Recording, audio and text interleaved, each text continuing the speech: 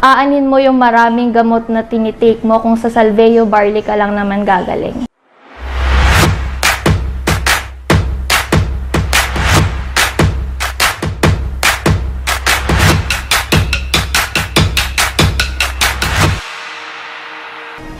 Hello! So, ako si Stacy, and ito ang kwento ng Salveo Barley.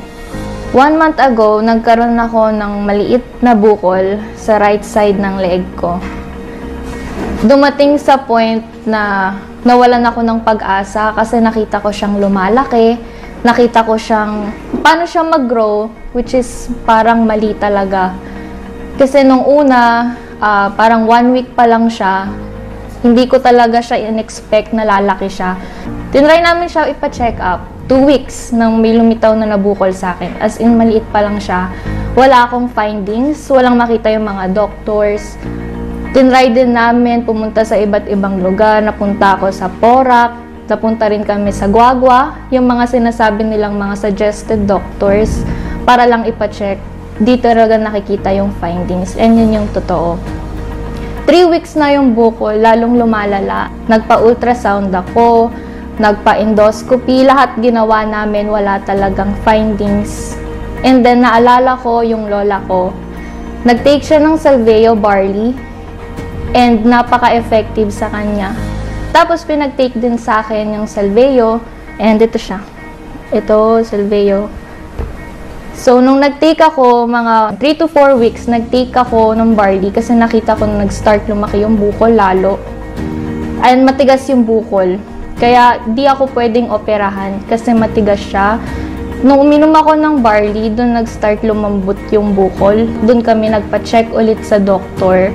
Tinanong din ng doktor ano yung tinitake ko. Tapos, ang sinabi ko, tinry ko yung Salveo Barley and kailangan lang siyang ituloy-tuloy yung pagtitake ko nga ng barley. Malaking improvement kasi sa akin to, so tinuloy ko na. Marami din kasi kaming nagastos before. Hindi lang basta ultrasound, nagpa-CT scan din ako ng neck. Tapos yung sa endoscopy, dinaan sa ilong kasi baka mamaya dun daw yung bukol nang gagaling. Pati sa tenga, pero hindi talaga. So nung lumambot yung bukol, dun ako inoperahan. Tapos nakita na para lang siyang pigsang dapa, tinubuan sa may loob ng leeg ko. Tuloy-tuloy pa din ako nagtitake ng Salveo Barley. Mas lalo sa mga naranasan ko before na lagi akong nilalagnat, maninigas yung leeg ko. Mas lalo every time na nagsasalita ako. And makikita nyo naman as a result or improvement, ito na po siya.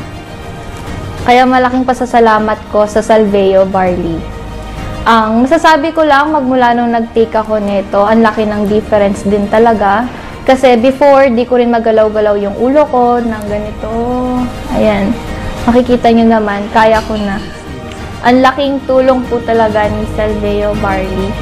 And as of now, iniinom ko pa rin po siya. Almost 1 month na po akong iniinom. And hindi lang siya basta sa bukol. Marami po itong benefits. Marami siyang natutulungan na ibang tao, ibang sakit. Aanin mo yung maraming gamot na tinitake mo kung sa Salveo Barley ka lang naman gagaling.